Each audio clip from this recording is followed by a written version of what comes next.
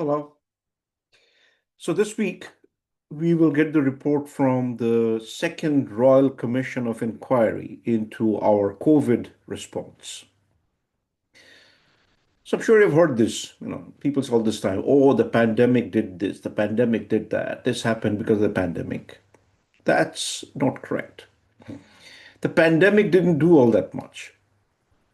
Our response to the pandemic and the lockdowns that we implemented did the damage. Please understand that the widespread support of lockdowns was actually quite surprising and contrary to World Health Organization advisory prior to this, which said that this widespread lockdowns or quarantine of infected population was neither effective nor desirable in combating efficient infectious diseases. This was the consensus in the epidemiological community prior to this. And these guidelines were written during prior pandemics like the bird flu uh, pandemic, etc. So fairly early on, and you will not hear people saying this. I talk about this extensively in my book, Nudged into Lockdown. You'll find it's hard to get across this kind of evidence or information. But fairly early on in 2020, it became clear that the lockdowns had little impact on COVID-19 mortality.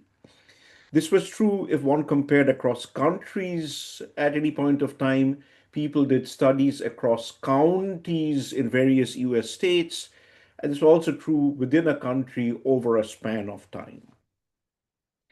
It was also the case that the main drivers of COVID-19 mortality had more to do with human action as people voluntarily adopted protective measures than lockdowns.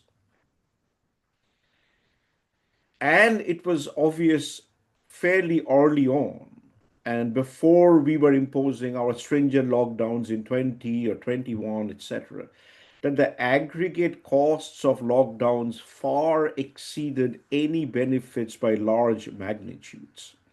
Most countries with stringent lockdowns experienced a drop in GDP. This includes New Zealand.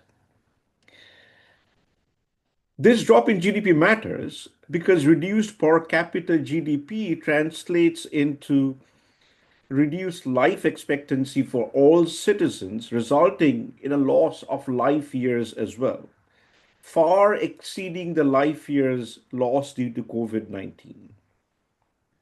As schools shut down, students missed out on years of learning.